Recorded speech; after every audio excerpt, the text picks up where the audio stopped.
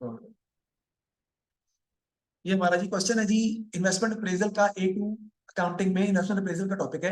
उसमें हम पढ़ रहे हैं मई जून 21-31 का हमारा सवाल है। और सबसे पहले हमने ARR फाइंड करना है। और अगर आप देखें ARR का फॉर्मूला होता है बेटा average profit over average investment into 100। Average profit का फॉर्मूला हमारा होता है total cash flows minus total depreciation divide by number of years. और एवरेज इन्वेस्टमेंट हम निकालते हैं ओरिजिनल इन्वेस्टमेंट डिवाइड बाय 2। अब सवाल देखते हैं हम। Director of W limited plan to buy a new machine costing 2,20,000। तो हम मशीन में इन्वेस्टमेंट कर रहे हैं क्योंकि वो मशीन जो है हमें डिफरेंट टाइप्स ऑफ प्रोडक्ट्स बना के देती है। 2,20,000 जो है वो आपकी इनिशियल इन्वेस्टमेंट है to make a new product. The machine will have a useful life of 4 years with no scrap value. Scrap value 0 है, इसकी लाइफ उसकी 4 साल है। क्या आप मुझे बता सकते हैं कि इसकी डेप्रिसिएशन 1 साल की कितनी होगी? 2,20,000 को आप डिवाइड कर देंगे ना 4 से, तो आपके पास 1 साल की डेप्रिसिएशन आ जाएगी। और उसको आप मल्टीप्लाई कर देंगे 4 से, तो आपके पास 4 सालों की डेप्रिसिएशन आ जाएगी। इसका मतलब है total depreciation is always equal to total investment. Total depreciation is always equal to total initial investment के बराबर ही होगी। कैलकुलेट करके मैं दिखाऊंगा, लेकिन मैंने एक जनरल बात की है। Cash inflows and outflow from the new product for 4 years are expected to be as follows. उसने हमें बता दी कि इनफ्लो आउटफ्लो कितने हैं, तो हम यहाँ से नेट कैश फ्लो निकाल लेते हैं कि हमें नेट कैश बेनिफिट कितना हो रहा है इस प्रोजेक्ट में पैसे लगाने से हर साल। Every year you are getting some benefit, some cash benefit out of the project. और उसको हम निकालने के लिए हम क्या निकाल लेंगे? नेट कैश फ्लोज, जो कि 1,00,000 माइनस 36,000 जी। 1,00,000 माइनस 36,000 इनफ्लो है ना, 1,00,000 आउटफ्लो माइनस करेंगे तो आपका आ जाएगा 64,000। फिर 1,32,000 माइनस 50,000 जी 82,000। फिर 1,60,000 माइनस 68,000 92,000। और 92,000 माइनस 50,000 42,000। राइट, इसका बेटा टोटल कर लेंगे, you will get your total cash flows, total cash inflows, total net cash flows कितना आएगा जी? निकालें। 64 प्लस 82 प्लस 92 प्लस 42 2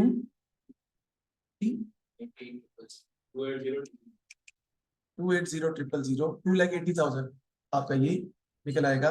2,80,000 आपका आ जाएगा नेट कैश फ्लो हमने फाइंड कर लिया। अब चलते हैं फॉर्मूले में। डेप्रिसिएशन आपकी कितनी होगी बेटा? 2,20,000 डिवाइडेड बाय 4 कितनी आती है? 55,000। ये 1 साल की है, लेकिन बेटा टोटल डेप्रिसिएशन आपकी कितनी होगी?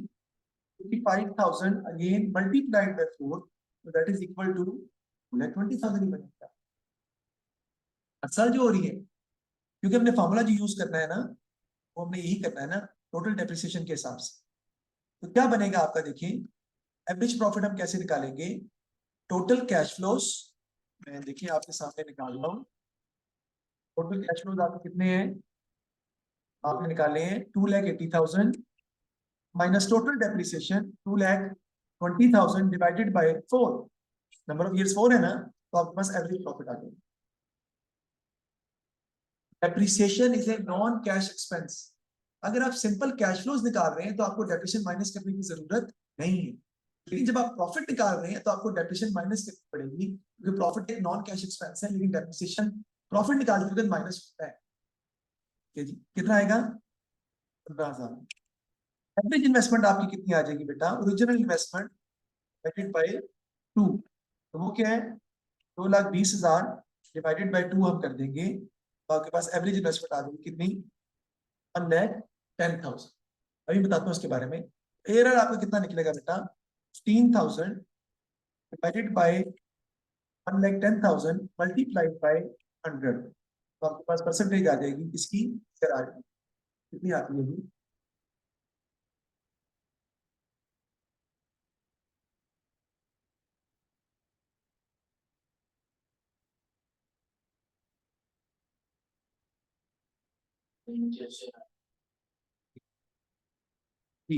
ये आपका आ जाएगा बेटा 13.6%। अब हम कट ऑफ रेट अगर क्वेश्चन में दिया हो कि आप कितना रिटर्न चाह रहे हैं, और अगर आपका ARR उससे ज्यादा हो तो you will accept the project, otherwise you will reject the project. But there is no set criteria of a good ARR। There is no set criteria of a good ARR। Secondly, साल हाँ जी ये मतलब है इसका। Secondly ये बता रहे हैं ओवरऑल प्रोजेक्ट का हर साल नहीं, ज्यादा कम भी हो सकता है, ओवरऑल जो एवरेज रिटर्न है वो है। ठीक है जी। तो अगर ये आपका डिस्काउंट फैक्टर से ज्यादा हो तो भी हम सपोज करते हैं कि हम उसको एक्सेप्ट करें। फिर डिस्काउंट फैक्टर हमारा जो है वो आपका बेसिकली आपका लॉस होता है। डिस्काउंट फैक्टर क्या होता है उसमें फिर डिस्कस नहीं करेंगे। अच्छा एरर क्या होता है? It is easy to calculate, it is easy to understand.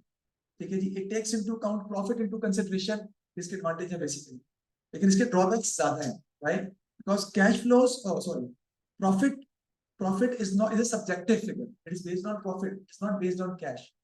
Profit subjective figure होती है, जितना प्रॉफिट आप कमाते हैं उतना कैश आपके हाथ में नहीं होता। ठीक है जी।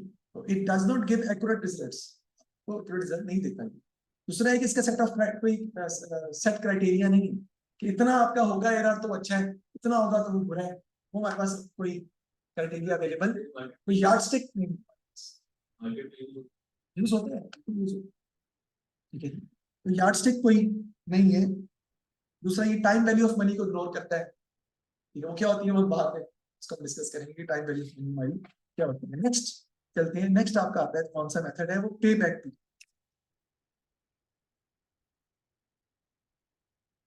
पे बैक पीरियड हमें क्या बताता है? How long, how long it will take to recover your initial investment. How long it will take, जी बिल्कुल आ सकता है, मैं तो बता रहा हूँ, इसका थ्योरेटिकल पार्ट आता है, आ सकता नहीं, आता है। How long it will take to recover your initial investment.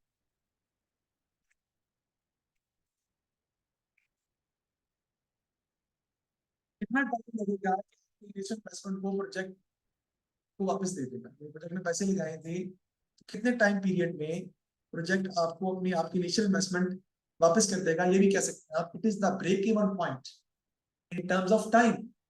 It is the break-even point of the project in terms of time. It is the break-even point of the project in terms of time. Time के हिसाब से ये आपका basically break even point ही बनता है project का, जो कि हम इसको यूज करते हैं। ठीक है जी। नेक्स्ट देखते हैं। नेक्स्ट हम यहाँ पे लिखेंगे जी, ईयर आपके आ जाएंगे जी। सबसे पहले आपका ईयर 0 होगा, फिर 1 2 3 और फिर 4, 4 साल ही है ना? हाँ जी। और यहाँ पे आपके क्या आ जाएंगे बेटा? Cash flows. और नेक्स्ट में हम क्या लिखते हैं यहाँ पे, इसे हम कहते हैं कम्युलेटिव कैश। कम्युलेटिव का मतलब होता है इकट्ठा करना, ऐड अप करके जो कैश फ्लोज बनते हैं उसे कहते हैं कम्युलेटिव। ठीक है जी। तो कैश फ्लोज हम देखते हैं, वो हमारे पास पहले निकले हुए 64 82 92 42, तो हम आसानी से लिख सकते हैं यहाँ पे। ईयर 0 में लेकिन क्या होगा हमारा? कैश आउटफ्लो होगा, क्योंकि ईयर 0 में तो कोई इनफ्लो नहीं आ रहा ना, सिर्फ आउटफ्लो जा रहा है। कितना? 2,20,000 की इनिशियल इन्वेस्टमेंट आपकी लगी, पैकेट में आ जाएगा क्योंकि वो नेगेटिव कैश फ्लो है। और क्यूमुलेटिव कैश फ्लो का मतलब है कि आप कैश फ्लो को इकट्ठा कर लेते हैं, तो पहला जो है कंबाइन कर लेते हैं, क्यूमुलेट करना होता है, इकट्ठा करना, तो 2,20,000 ही है। अब ईयर 1 2 3 4 में हम देख लेते हैं कि हमें कितना रिटर्न हो रहा है। पहले में हो रहा है पॉजिटिव 64,000, दूसरे में हो रहा है 82,000 पॉजिटिव, तीसरे में हो रहा है 92,000 पॉजिटिव, और चौथे में हो रहा है 42,000 पॉजिटिव। अब हम क्या करेंगे? क्यूमुलेटिव कैश फ्लोज आपने निकालने हैं, निकालने के लिए देखो, शायद 2,20,000 में से 64,000 रिकवर हो गया आपको, वो माइनस कर देंगे, बाकी अमाउंट आ जाएगी जो अभी भी नेगेटिव है, जो आपको रिकवर करनी है। कितनी? 156,000। फिर अगले साल दोबारा इसमें से 82,000 रिकवर हो गया है, तो आपका नेगेटिव कितना बन जाएगा? 74,000 नेगेटिव। अब जब आपके फ्यूचर कैश फ्लोज आपके इनिशियल इन्वेस्टमेंट की अमाउंट से ज्यादा हो जाए, वहां पे अपने क्वेश्चन को आप स्टॉप कर देते हैं।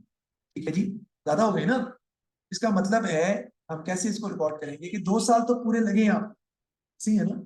यानी 2 years तो आपका साल लगे हैं, plus 74,000 divided by 92,000 multiplied by 12, तो आपके पास महीने आ जाएंगे कि तीसरे साल के कितने महीनों में आपने, आपका पेबैक पीरियड आ जाएगा कि आपने प्रोजेक्ट को रिटर्न कर लिया है। 10 मंथ्स हो गए ना, 2 years and 10 months, यानी 2 साल और 10 महीने के दौरान आपने अपनी इनिशियल इन्वेस्टमेंट को पूरा रिकवर कर दिया। ठीक है जी। सर हम रुक क्यों गए हैं? लोग इसलिए गए हैं यार कि हमें 74,000 मिलना था और तीसरे साल में मिल रहा है 92,000। तो 74,000 मिलना था, 92,000 मिलना है, तो उसका मतलब है कि तीसरे साल के दरमियान में कहीं मिल 8 महीनों में, 9 महीनों में, 10 महीनों में, 10 महीनों में बेसिकली हमें को 74,000 रिकवर हो गया। उसके बाद ऊपर जो हो रहा है वो प्रॉफिट हो रहा है।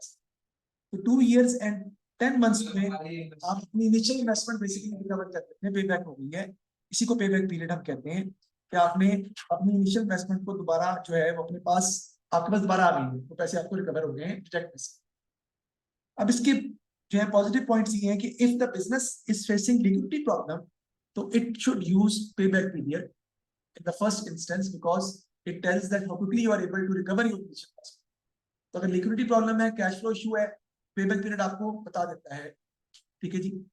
दूसरा ये कि it does not tells anything about the project, it does not give any return about the project का ओवरऑल रिटर्न तो आपको नहीं बताता नहीं। फिर it does not takes into account cash flows after payback, payback period के बाद जो कैश फ्लोज आ रहे हैं उसके बारे में बात ही नहीं कर रहा कि वो इंपॉर्टेंट हो सकते हैं, हो सकता है 3 साल के बाद ही असल पैसा जनरेट हो रहा हो प्रोजेक्ट्स, तो वो बात ही नहीं करता है। लेकिन सिंपल टू अंडरस्टैंड है, इजी टू कैलकुलेट है, लिक्विडिटी के लिए हम बेस्ट यूज करते हैं इसको। और टाइम वैल्यू ऑफ मनी को भी इग्नोर करता है, वो हम बाद में डिस्कस करेंगे टाइम वैल्यू ऑफ मनी क्या होता है। नहीं, ओवरऑल प्रोजेक्ट का रिटर्न तो बताता ही नहीं ना ये बताता है कि आपकी इनिशियल इन्वेस्टमेंट जो है ओवरऑल प्रोजेक्ट आपको क्या रिटर्न दे रहा है वो तो नहीं बताता, कितने दिनों में रिकवर होगी। ठीक है जी। ये था हमारा पे बैक पीरियड, और इसमें पहले डिस्काउंटेड पे बैक पीरियड हमारे कोर्स में था, वो भी निकल, अब नहीं। तो ये मैंने आपको बताया था पे बैक पीरियड के बारे से। आगे वो कहते हैं जी कि आपने क्या निकालना है जी, नेट प्रेजेंट वैल्यू। ठीक है जी। इसके बारे में हम फिर नेक्स्ट क्लास में डिस्कस करेंगे, यानी कल। इस सवाल हमारा कौन सा था, मई जून 21-31 का क्वेश्चन था हमारा।